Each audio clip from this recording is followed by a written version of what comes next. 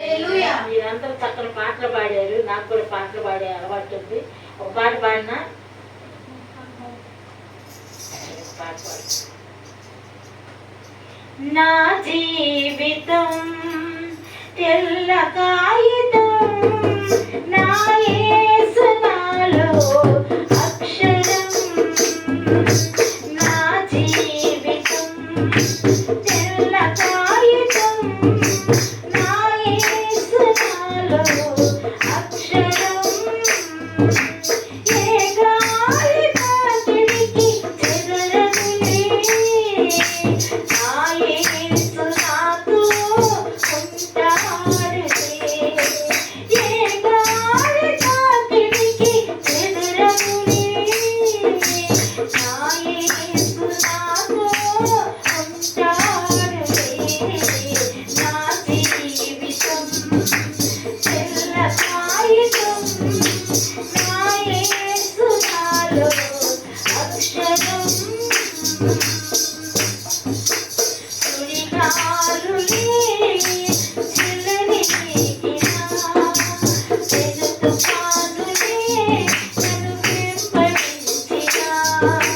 సుడిగాలులే చెలరేగినా, పెను తుఫానులే నన్ను వెంబడించినా. అంధకారమును నా చుట్టూగూడనిసినా, అంధకారమును నా చుట్టూగూడనిసినా. యేసయ్యను చూడు నా జీవితాన తోడు, యేసయ్యను చూడు నా జీవితాన తోడు. నా జీవితం తెల్ల కాగితం, నా యేసు నాలో అక్షరం. నా జీవితం తెల్ల కాగితం, నా యేసు నాలో అక్షరం.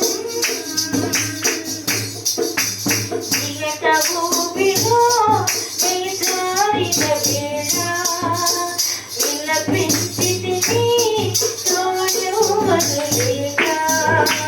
చిలక ఊపిలో నీ జారిన వేళ, విలపించితిని తోడు వదలేక. నా బంధుమిత్రులు నన్ను కారలేదు ఎవ్వరు, నా బంధుమిత్రులు నన్ను కారలేదు ఎవ్వరు. నా యేసు నాతో నిలిచేను నేడు, నా యేసు నాతో నిలిచేను నేడు.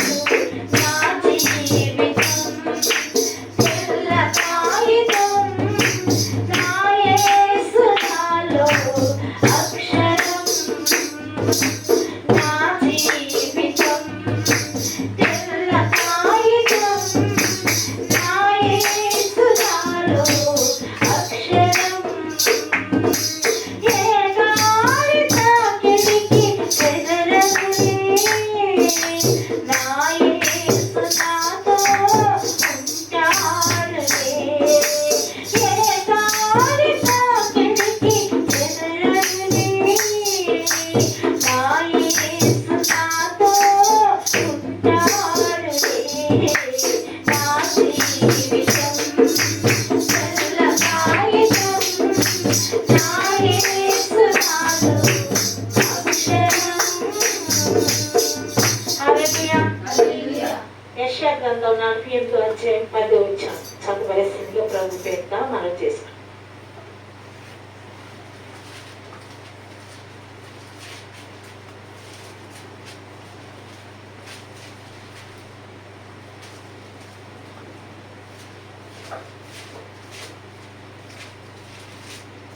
యెషయా గ్రంథం 48వ అధ్యాయం 10వ వచనం.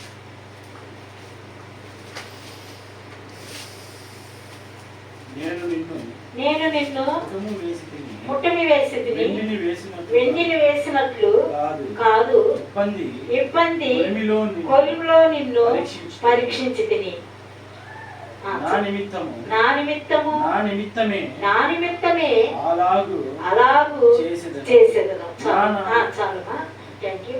ఇక్కడ మనం చూసినట్లయితే యెషయా గ్రంథం 4:10 నేను నిన్ను పుట్టమి వేసింది నీ వెండిని వేసినట్లు కాదు, ఇబ్బంది అనే కొలిలో నేను నిన్ను ఏ కొలిలో పరీక్షిస్తాడంట.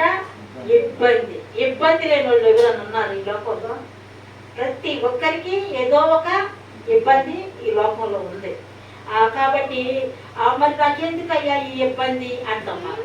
నేను ప్రార్థన చేస్తున్నాను కదా, నేను ఈ కొరకు భక్తిగా జీవిస్తున్నా కదా, మరి నాకెందుకు ఈ ఇబ్బంది అని కొద్దిలో నన్ను పరీక్షిస్తున్నావయ్యా. అయితే ఎందుకంటే ఇక్కడ వాక్యం ఏం సెలవిస్తుందంటే నా కోసమే అంటున్నాడు. ఇరుకులు ఇబ్బందులు ఎందుకని మనం దేవుడిని ప్రశ్నిస్తే దేవుడు ఏమంటున్నాడు? నాకు అంటే దేవుడి కోసం ఏమొస్తాయంట? ఇబ్బందులు వస్తాయంట. ఇబ్బంది అని కులుగులో పరీక్షిస్తాడంట. ఎందుకు మనల్ని సరి చేయడానికి. ఆ ఇరుకు ఆ ఇబ్బంది ఎందుకు వచ్చింది, నాకెందుకయ్యా ఈ పరీక్ష అని మనం దేవుడిని అడిగితే దేవుడు ఏమంటున్నాడు? నా కోసం నాకు ఇష్టమైన బిడ్డగా నేను నిన్ను తయారు చేసుకోవడానికి, మరి ఆత్మీయతలోకి నడిపించడానికి, ప్రభు పైన ఆధారపడి జీవించే బిడ్డగా ఉండటానికి, నీలో గర్వం అహంకారం అసూయ ఇవన్నీ ఉంటాయి కదా. పై ప్రార్థన చేస్తామని లోపల ఎక్కడో ఉంటుంది, కొంచెం గర్వం ఉంటుంది, కొంచెం కోపం ఉంటుంది, కొంచెం అసూయ ఉంటుంది, అన్నీ ఉంటాయి. కానీ పైకి ప్రైజ్లాట్ అంటాం మనం కదా. అయితే ఇవన్నీ పోయి నిజమైన లోతైన భక్తిలో ఉన్నవారికి ఎలాంటి మనసు ఉంటుందంట? చిన్నపిల్లల లాంటి మనసు ఉంటుందంట. హల్లెలూయా. ఏమంటున్నాడు? మీరు చిన్నపిల్లల లాంటి మనసు మీరు కలిగి ఉంటేనే మీరు నా రాజ్యానికి వారసులు అవుతారని దైవ వాక్యంలో రాయబడి ఉంది. చిన్నపిల్లలకి అసూయ అంటే తెలుస్తుందా? ద్వేషం అంటే తెలుస్తుందా? కోపం అంటే తెలుస్తుందా? కొట్టిన వాళ్ళు మళ్ళీ కొడతారా? మగబెట్టుకుంటారా? మనుషులైతే ఛాన్స్ వస్తే చూస్తారు ఈ సంగతి అని మనం ఆ ఛాన్స్ కోసం ఏం చేస్తాము? ఎదురు చూస్తాం. మరి ఎప్పటికైనా సరే మనల్ని ఎట్లా అన్నారు కదా, వారిని మరలా మనం ఏదో ఒక రీతిగా మరలా వారికి వడ్డీతో సహా మనం అప్పగించాలని మరి మనుషులు అనుకుంటారు అనమాట. కానీ చిన్నపిల్లలకి అలాంటి మనసు ఉండదు, మర్చిపోతారు. కొట్టిన వాళ్ళని తిట్టిన వాళ్ళని అందరినీ మర్చిపోతారు. కాబట్టి మనం కూడా అలాంటి మనసు, చిన్నపిల్లల లాంటి మనసు మనకు రావాలంటే ఊరికే రాదండి. ఇబ్బంది అనే కొలిమిలో, శ్రమలనే కొలిమిలో అనేక రకాలుగా నువ్వు కొట్టబడి, నెట్టబడి, హింసించబడి, మాటలతో, ప్రవర్తనలతో, చూపులతో నువ్వు ఎన్ని రకాలుగా ఇరుకులు ఇబ్బంది అనుభవిస్తున్నావో అదంతా నీ మేలు కోసం. ఎందుకంటే నిన్ను సరిచేయటం కోసం. నిజమైన దేవుడి బిడ్డకు నీలో గర్వం అహంకారం పోయి నీకు దీనమైన మనసు, విరిగి నలిగిన మనసు, నీ మాటలో దీనత్వం ఉండాల్సింది. నీ మాటలు ఎలాగుంటున్నాయి? కొట్టినట్టు ఉంటున్నాయా? ఎదట్లో బాధ పెట్టినట్లుంటున్నాయా? యేసయ్య మాట్లాడితే ఎలా మాట్లాడాడు? పాపం స్త్రీని కూడా అమ్మా అని పిలిచాడు. మనమైతే మన సహోదరునే ఏంది అన్నట్టు మాట్లాడు, నువ్వంటే ఎంత అన్నట్టు మాట్లాడతావు కదా. మన మాటలు ఎలా ఉన్నాయి? దేనంగా ఉన్నాయా? ఎదుటి వాళ్ళని ప్రేమించేటట్టుగా ఉన్నాయా? మరి ఒకసారి పరీక్షించుకో.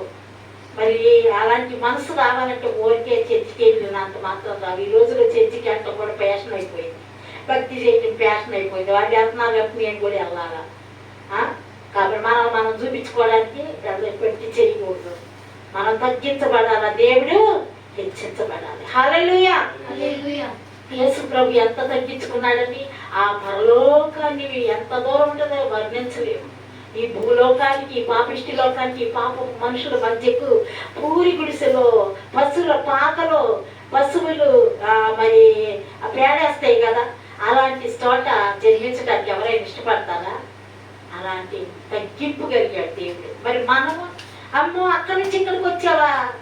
ఎక్కడ ఇచ్చేవాడా? ఎక్కడ ఈ ఊరు పరమనేరు, అక్కడికి వచ్చావా? ఈ ఊరి పేరు అయితే నాకు తెలియదు కానీ ఏ ఊరు నాన్న? ఆ పొలమాసనపల్లికి వచ్చావా ఎంత దూరం నుంచి అంటే యేసయ్య కంటే ఎక్కువ దూరం వచ్చావా? మనము ట్రైన్ ఎక్కితే ట్రైనే తీసుకొస్తుంది, మనమే కష్టపడింది లేదు కదా. బస్సు ఎక్కితే బస్సే తీసుకొస్తుంది.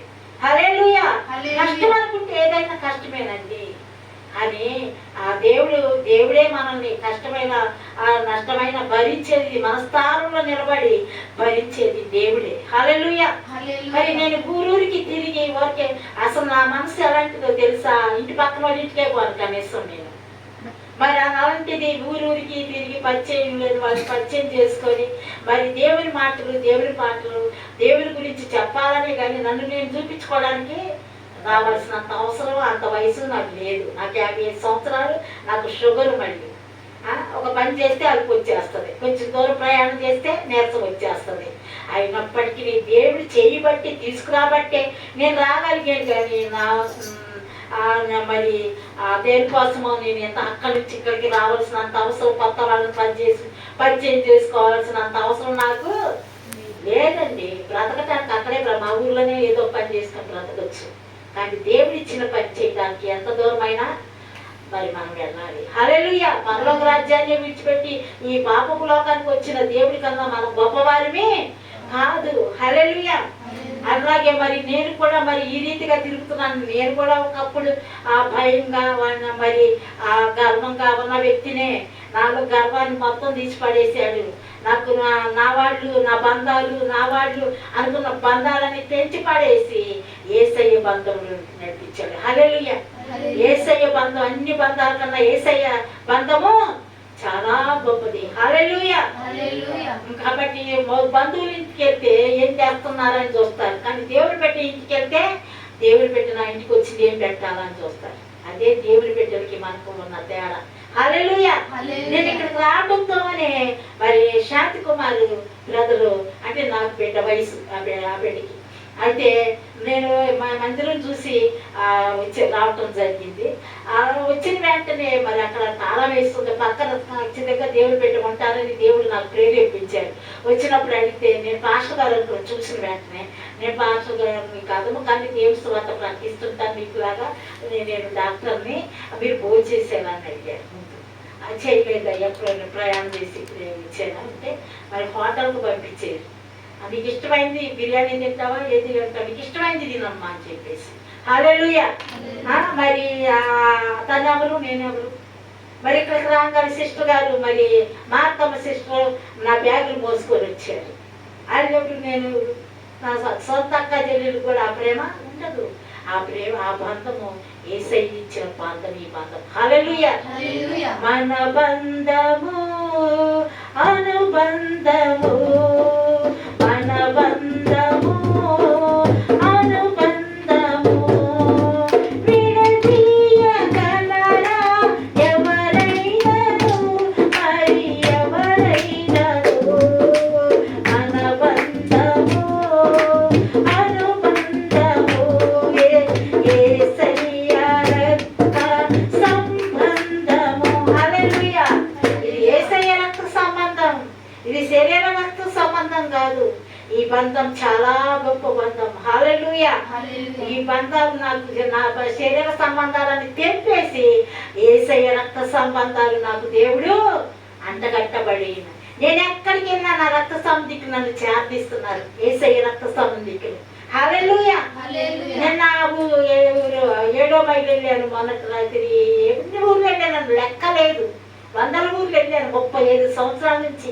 వెళ్ళిన దగ్గర ఇలాగా యేసయ్య బిడ్డలు, యేసయ్య రక్త సంబంధం నన్ను ఆదరిస్తున్నారు, సమయం ఇస్తున్నారు, మైక్ ఇస్తున్నారు, సాక్ష్యం చెప్పమని ప్రేమగా వారి ఇంట్లో చేర్చుకుంటున్నారు, చక్కటి భోజనం పెడుతున్నారు, ప్రేమతో మజ్జిగేసి పెట్టిన, పచ్చడేసి పెట్టిన మరి పెడుతున్నారు చక్కటిగా. వారి ఇంటిలో ఒక మనిషిగా నన్ను చూస్తున్నారే తప్ప నన్ను అసలు ఎవ్వరు వేరుగా చూడలేదు. నా బంధువులు చూస్తారు వేరుగా, ఏమై తిరిగి తిరిగి మా ఇంటికి వచ్చింది అన్నట్టుగా. యేసయ్య గురించి తిరుగుతున్నాను నేను. హల్లెలూయా. అది మరి లోకస్తులకి దేవుని పెట్టల సంగతులు అర్థం కాదు. ఆయనకి ఏందో వింతగా ఉంటే ఏంది రోజు ఈ గోళ అన్నట్టుగా ఉంటుంది అన్నమాట. కానీ యేసయ్య పరమాణం తిన్న వాళ్ళకి అర్థమైంది, కానీ తినని వాళ్ళకి అర్థం కాదు.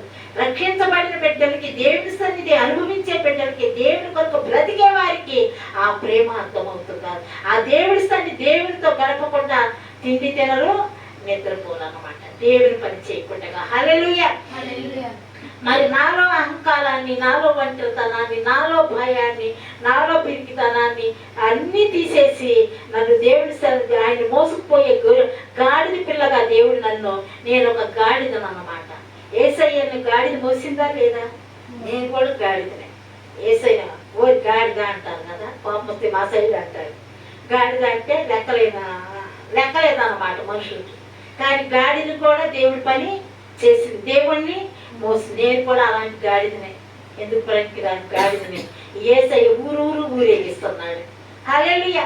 హోసన్న గారు అంటాడు, ఒక పాట ఉంది కదా, నీతో యాత్ర చేయు మార్గములు ఎంతో రమ్యమైనవి, అవి నా ఊహకు వింతైనవి.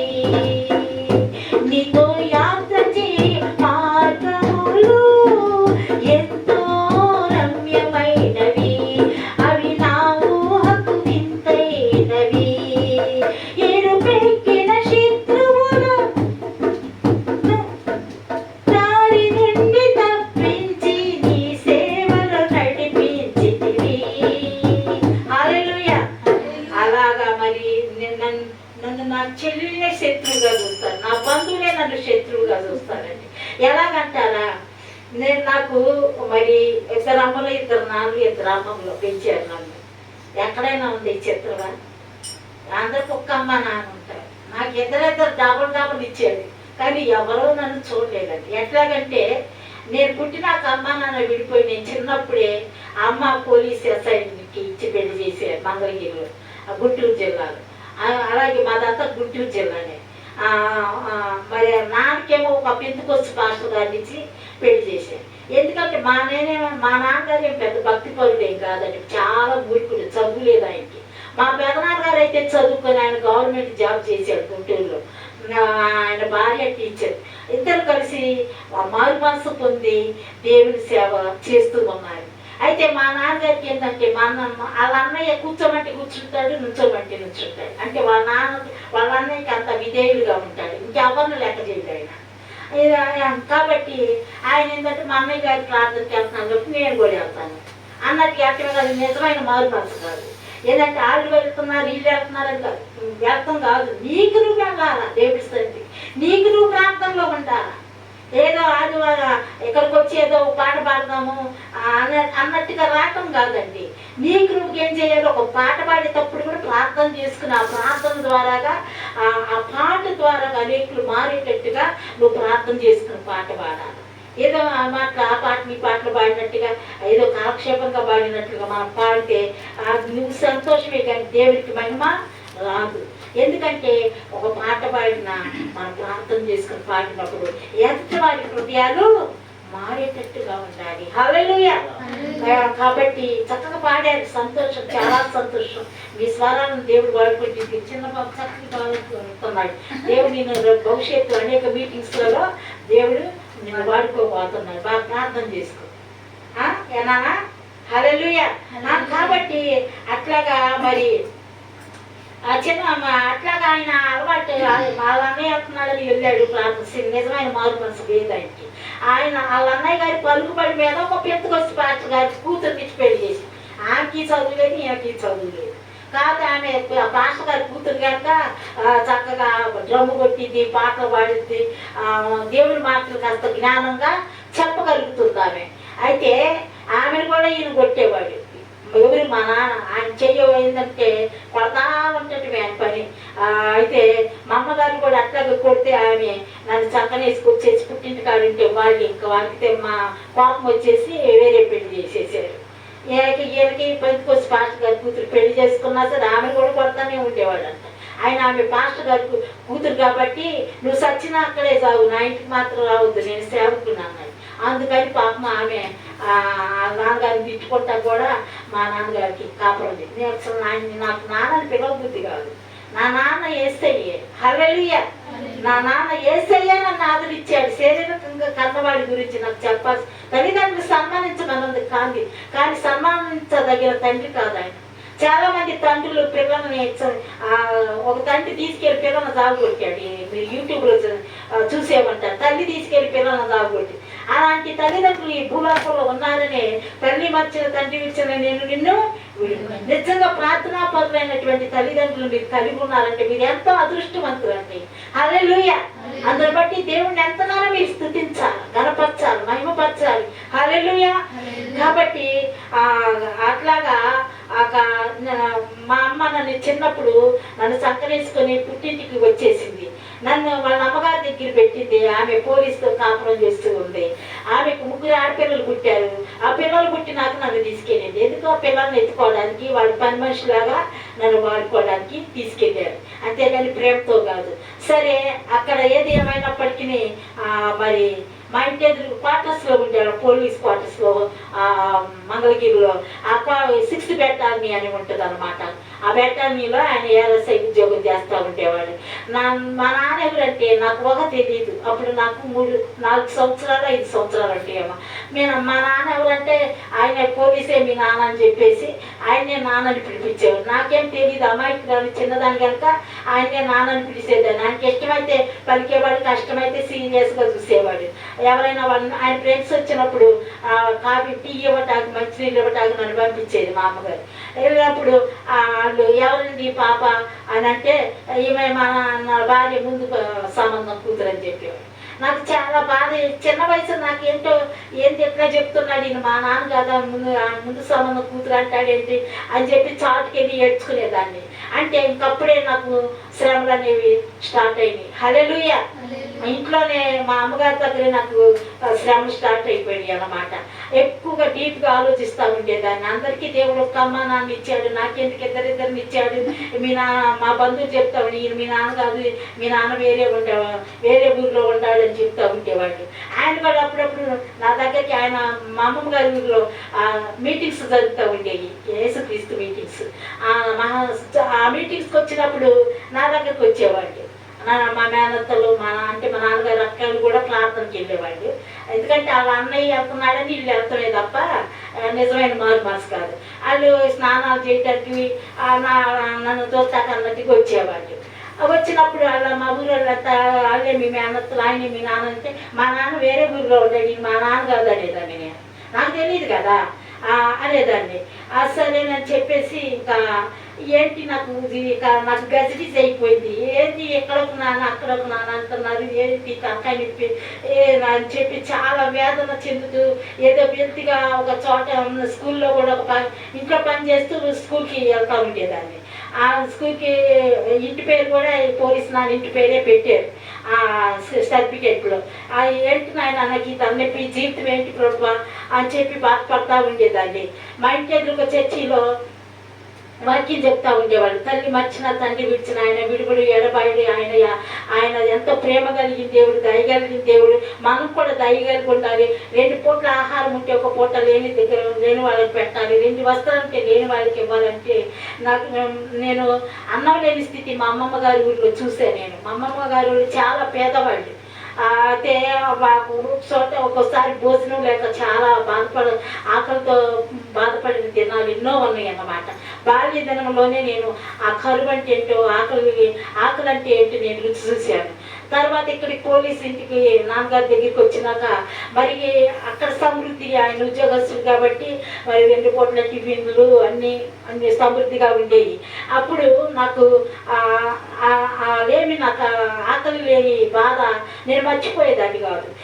ఆ రోజులు ఇప్పుడంటే అడుక్కోవడానికి ఎవరు రావట్లేదు, కానీ ఆ దినాల్లో చాలామంది క్వార్టర్స్లోకి అడుక్కోవడానికి పాపం వచ్చేవాళ్ళు. నేను వాక్యం విని వచ్చి, పాస్టర్ గారు 2 పూటలు తింటే 1 పూట లేను పెట్టమన్నారు కదా అని మా అమ్మగారు 4 ఇడ్లీలు వేస్తే 2 ఇడ్లీ తిని 2 ఇడ్లీ దాచిపెట్టేదాన్ని. అది మా అమ్మగారు చూసి ఎందుకు 2 ఇడ్లీ దాచిపెట్టావు నువ్వు తినకుండా అంటే, అడుగునే వాళ్ళు వస్తారు, వాళ్ళు పెట్టడానికి పెట్టుకున్నాను నేనని అంటే నేనేం పెట్టదని నువ్వే పెట్టేదానివా, ఈ చర్చికి వెళ్ళి కానీ ఇవన్నీ నేర్చుకున్నావు, అసలు నువ్వు చర్చికి వెళ్ళడానికి వీలు లేదు అని చెప్పేసి ఇక నన్ను కొట్టడం, తిట్టడం అట్లా చేస్తూ ఉండేవాళ్ళు. ఏది ఏమైనప్పటికీ దేవుని ఏర్పాటు, ప్రణాళిక నా పట్ల అప్పటి నుంచి స్టార్ట్ అయ్యింది. చర్చికి వెళ్తే ఊరికి లేదు కాదు. ఇకప్పుడు ఎలాగో 9వ తరగతి వరకు వచ్చాను. పిల్లలు కూడా, మా చెల్లె వాళ్ళు కూడా మా చెల్లి వాళ్ళు అంటే నాకు చాలా ప్రేమ. ఎందుకంటే వాళ్ళని నేను తల్లిలాగా పెంచే కానీ అక్కలాగా పెంచలేదు. వాళ్ళని చాలా స్నానం చేపెట్టి, భోజనం పెట్టడం అంతా నేనే, అన్నం తినిపించడం, మరి బట్టలు వేయటం, వాళ్ళ పౌడర్ రాసి అంతా నేనే చూసుకుని. ఈమె సినిమాలు షికార్లు చేస్తూ ఉండేది అనమాట. లగ్జరీ లైఫ్కి అలవాటు పడిపోయింది, పాపానికి అలవాటు అయిపోయింది, లోకాసులకు బానిస అయిపోయింది. మా అమ్మగారికి మనం అందరూ ఆంటీ వాళ్ళు, పోలీసు ఆంటీ వాళ్ళు చాలామంది కూడా చర్చికి వస్తున్నారు, ఇక్కడే కదమ్మా నువ్వు కూడా వస్తే బాగుంటుంది, చాలా మంచి మాటలు చెప్తున్నారు, ఆ సినిమాలు మానేస్తే బాగుండిద్ది అంటే నువ్వు నాకు చెప్పేస్తారు దాన్ని, అసలు నా ఇంట్లో ఉండొద్దు, మీ నాన్న తరపు వాళ్ళంతా ప్రార్థనే, అటు వెళ్ళిపో అని నన్ను గెంటేసేసింది. గెంటేస్తే మరి ఏంటి, నాకు తండ్రి నాకు తెలియదు, నాకు పరిచయం లేదు. ఆయన ఈయనే మా నాన్న అనుకుంటున్నా, ఇదే నా కుటుంబం, ఇదే నా ఇల్లు, వీళ్ళే నా చెల్లెళ్ళు అనుకుంటే, వీళ్ళు నీ చెల్లెళ్ళు కాదు, ఈయన మీ నాన్న కాదు, నీకు వేరే వాళ్ళు ఉన్నారు వెళ్ళిపో అని చెప్పి నిర్దాక్షిణ్యంగా నన్ను ఇంట్లో నుంచి వెళ్ళగొట్టింది. నిజంగా పాపం చేసే వాళ్ళకి దేవుడి బిడ్డ విలువ తెలియదు. హల్లెలూయా. కాబట్టి ఇక నన్ను గెంటేసినప్పుడు ఆ ఎటు భావంలో తెలియక చాలాసేపు బస్ స్టాండ్లోనే కూర్చొని ఆ అర్ధరాత్రికి లాస్ట్ బస్కి మా అమ్మమ్మ వాళ్ళు, అదే నా ఒంటరి ప్రయాణం. అప్పుడు నాకు 14 సంవత్సరాలు ఉంటాయి అన్నమాట, నా అదే స్టార్ట్ అన్నమాట. ఆ వయసులో ఒంటరిగా ప్రయాణం చేసి మా అమ్మమ్మ వాళ్ళు ఊరికి చేరుకుని, అమ్మమ్మ చనిపోయింది. ఆ లాస్ట్ బస్కి మా అమ్మమ్మ వాళ్ళు ఊరికి చేరుకొని అక్కడ ఉంటే, అక్కడ మా బంధువులు మా నాన్నగారికి అప్పుడు, ఇప్పుడు ఫోన్లు లేవు ఆ దినాల్లో, 30-40 సంవత్సరాల క్రితం కాదు, 40 సంవత్సరాలు పైనే పడుతుంది. ఇప్పుడు నాకు 55 సంవత్సరాలు, 72లో నేను పుట్టాను అన్నమాట. హల్లెలూయా. అయితే ఆ రకంగా వాళ్ళు తీసుకెళ్ళి మా నాన్నగారికి ఉత్తరం రాస్తే, ఆయన మరి ప్రార్థనలో ఉన్నాడు కాబట్టి ప్రేమ ఉన్నా లేకపోయినా చూసిన వాళ్ళు మీ ప్రార్థనకి వెళ్తారుగా, మీ పిల్లల్ని ఎందుకు చూడరు మీరు అంటారని ఉద్దేశంతో ఒక బైబిల్ తీసుకొని, ఒక మైసూర్ పాకు ప్యాకెట్ తీసుకొని వచ్చి ఆయన స్నేహితుడితో వచ్చి ప్రార్థన చేసి తీసుకెళ్ళాడు. అప్పుడు నేను స్కర్ట్లో లంగా జాకెట్ మీదే ఉన్నాను అన్నమాట. తీసుకెళ్ళాడు కానీ నన్ను ఒక కూతురుగా చూడటంలా, కోపంగా చూస్తున్నాడు. ఆయన భార్య నన్ను వదిలిపెట్టిపోయింది కదా, ఈ అమ్మాయి కూడా వాళ్ళ అమ్మ దగ్గర పెరిగింది, ఆయన నేను నాన్నని పిలిచింది, మళ్ళీ నా దగ్గరకు వచ్చింది అన్న కోపంతో చూస్తున్నాడు అన్నమాట. నాకు అర్థమై, ప్రభువా ఎందుకు నాయన ఇక్కడ కూడా నాకు ప్రేమ లేదు నాయన, నేను ఎందుకు బ్రతకాలయ్యా, ఎవరి కోసం బ్రతకాలయ్యా, నాకు ప్రేమ అనేది ఎవరు పంచుతారయ్యా ఈ లోకంలో, నేను చచ్చిపోతే బాగుండయ్యా అని చెప్పి అనుకుంటా ఉన్నాను. నాకెందుకు ఈ జీవితం ఇచ్చావయ్యా, వీళ్ళ కడుపుని ఎందుకు వేసేవయ్యా, వీళ్ళకి అని చెప్పి దేవుడి మీద సంగుతా ఉండేదాన్ని చేసేదేమి లేక. అప్పుడు ప్రేమ అనేది ఎక్కడ దొరికింది నాకు, ఎవరినన్నా ఆదరిస్తారు అని చెప్పి ఎదురు చూస్తూ ఉండేది అన్నమాట. ఎవరు అయితే యేసయ్య ప్రేమే నాకు ఆదరించింది. ప్రేమ అనేది ఎక్కడ ఉందని సమాధానం ఎచ్చట నాకు దొరికేనని, జగమంతా వెతికాను, జనులందరిని అడిగాను, జగమంతా వెతికాను, జనులందరిని అడిగాను, చివరికది నీలోనే కనుగొన్నాను, చివరికది నీలోనే కనుగొన్నాను. ఎంత మంచి దేవుడయ్యా యేసయ్యా, చింతలన్నీ తీరేనయ్యా నిన్ను చేరినానా, చింతలన్నీ తీరేనయ్యా నిన్ను చేరినా. హల్లెలూయా.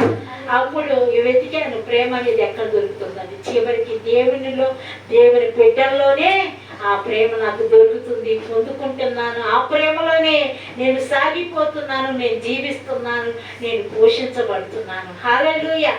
ఇక అప్పుడు ఆత్మహత్య చేసుకున్న పరలోకమేమో కానీ నరకం మాత్రం, నరకం ఇక్కడే అనుభవిస్తున్నాను, నేను చచ్చిపోతానని చెప్పేసి చేస్తున్నాను.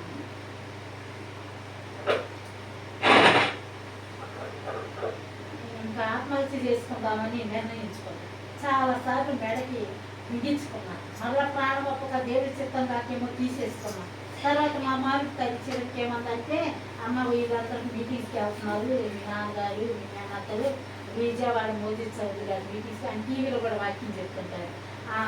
మీటింగ్స్కి వెళ్ళు అన్నది.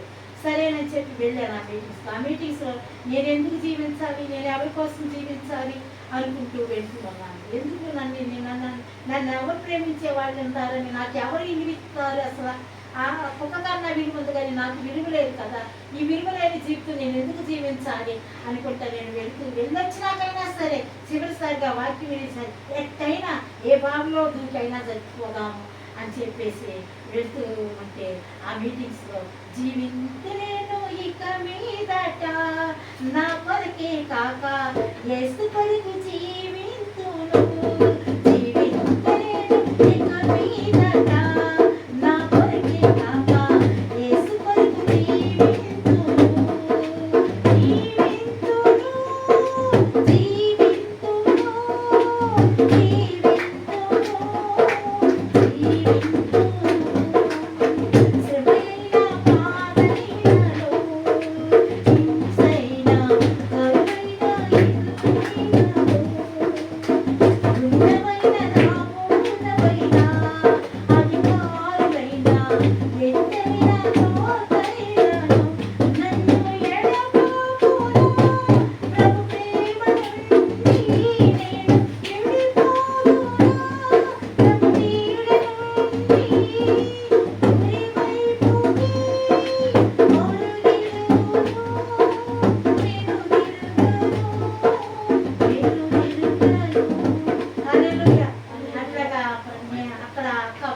జీవింతును దేవుని కొరకు జీవించాలి. మనం ప్రేమించే దేవుడు ఒకడు ఉన్నాడు, ఆయన కొరకు మనం బ్రతకాలి, మనం జీవించాలి అని చెప్పి ఆమె ఇంకా ఆ పాట ద్వారా దేవుడు నాతో మాట్లాడాడు.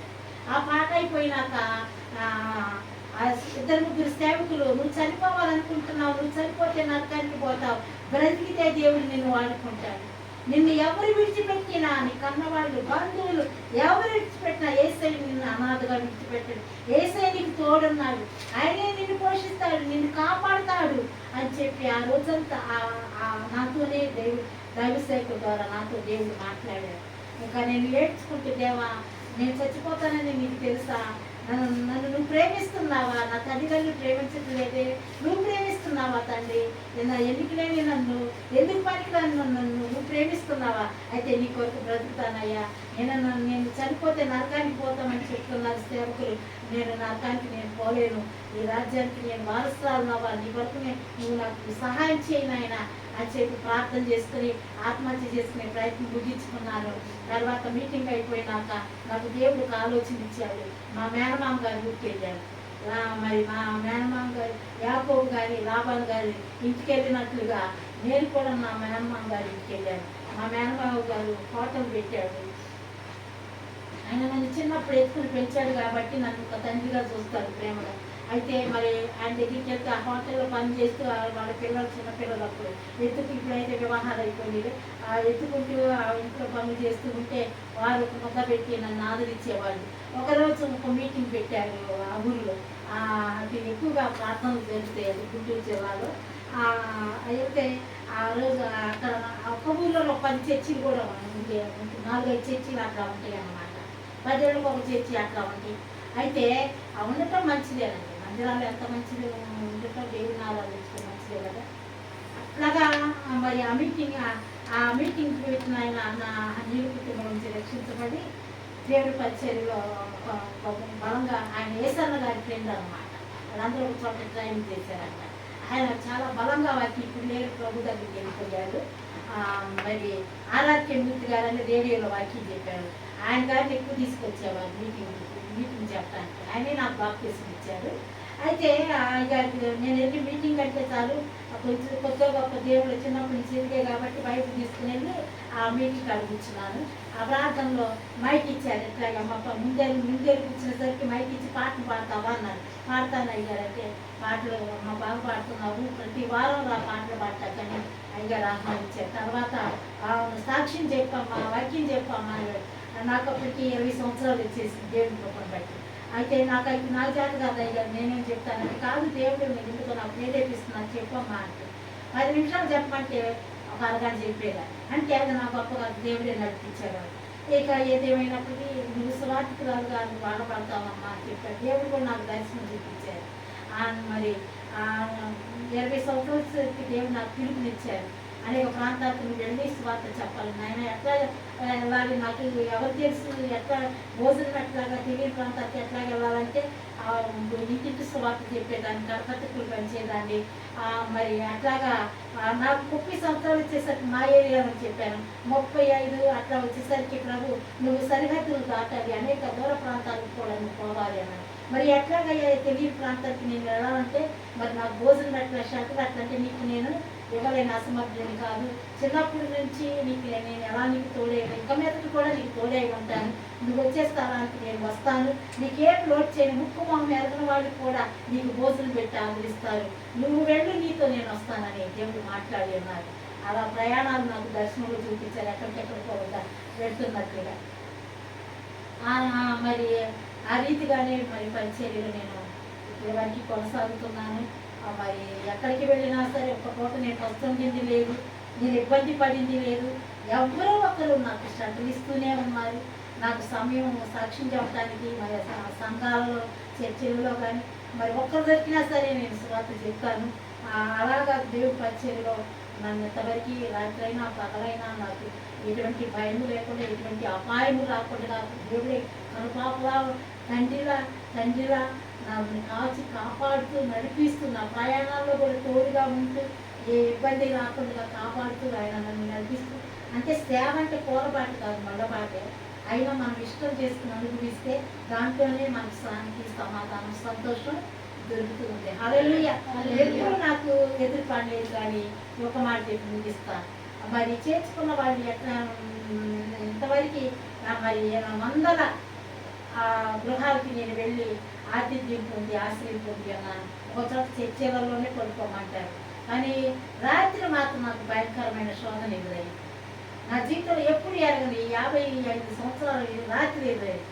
ఒక బ్రదర్ నేను వస్తూ ఉంటే ఒక ముసలాడు పొద్దుగో కింద వర్షం పడుకుంటామా నువ్వు పెట్టిపోతావు మరి ఏమన్నా ఆ బిడ్డ నన్ను ఒక ముసలాడి దగ్గర తీసుకెళ్ళి పెట్టాడు. పెడితే ఆమె పగలంతా బాగానే ఉంది. అర్ధరాత్రి నేను ప్రార్థన చేసుకుంటుంటే లేచి లైట్ వేసి చూసి నువ్వేంటి అర్ధరాత్రి వేసి కూర్చున్నావు, ఆమె భయం వేసింది అనమాట. అంటే నన్ను ఆమె చేస్తుందేమో రీతి నిద్రపోకుండానే భయం సాతాను ఆమెను పెట్టింది. ఇప్పుడే నువ్వు ఇంట్లో నుంచి వెళ్ళిపో, 1 గంట అయింది, వెళ్ళిపో అని చెప్పి చాలా టార్చర్ పెట్టేసింది. అయితే సాతాను ఆమెలో దూరిందని నాకు అర్థమయ్యింది. ఏది ఏమైనప్పటికీ నేనే మౌనంగా మాట్లాడమ్మా, నేను ప్రార్థన చేయలేదు, దయచేసి మనసులో పడుకునైనా ప్రార్థన చేసుకుంటానులే, మనసులో నేను మాకు దయచేసి ఇప్పుడు నన్ను బయటికి ఏంటేస్తే నేను మరి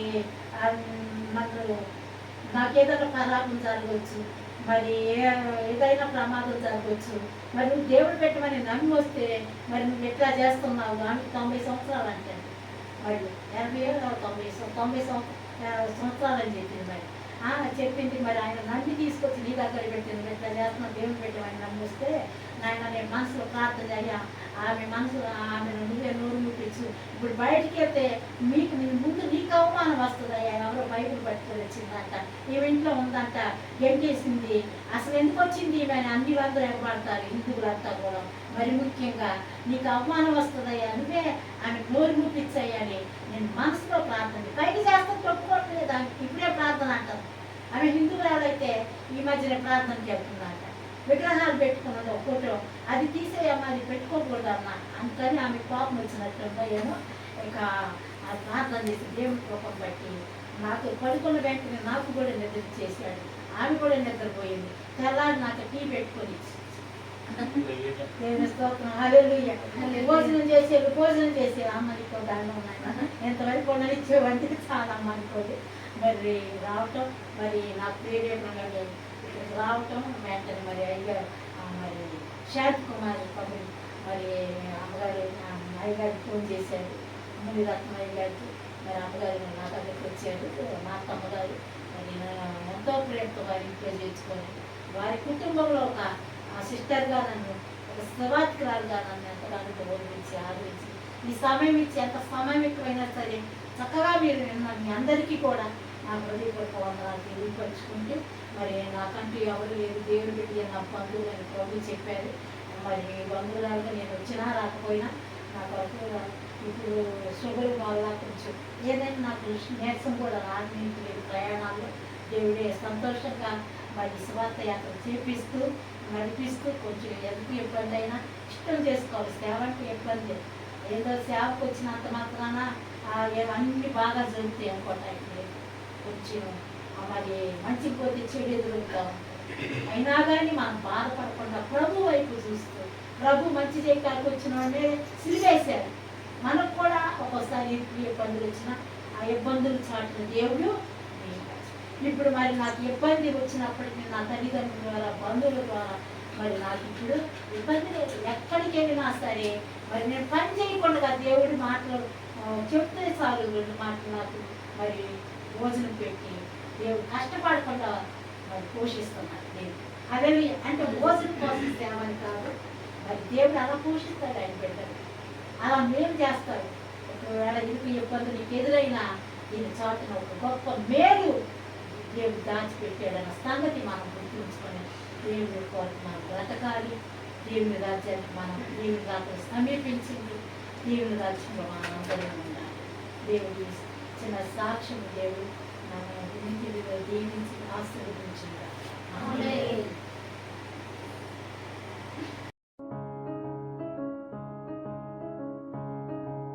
పొద్దు పొద్దున పొద్దు పడుపు వైతవు, నువ్వు నిద్ర నొదిలి పెన్ను పేపర్ అందుకుంటావు. లోకమంత సుడిగాలే చుట్టి వస్తావు, ఆ కబురులెండ మూటగట్టి మోసుకో.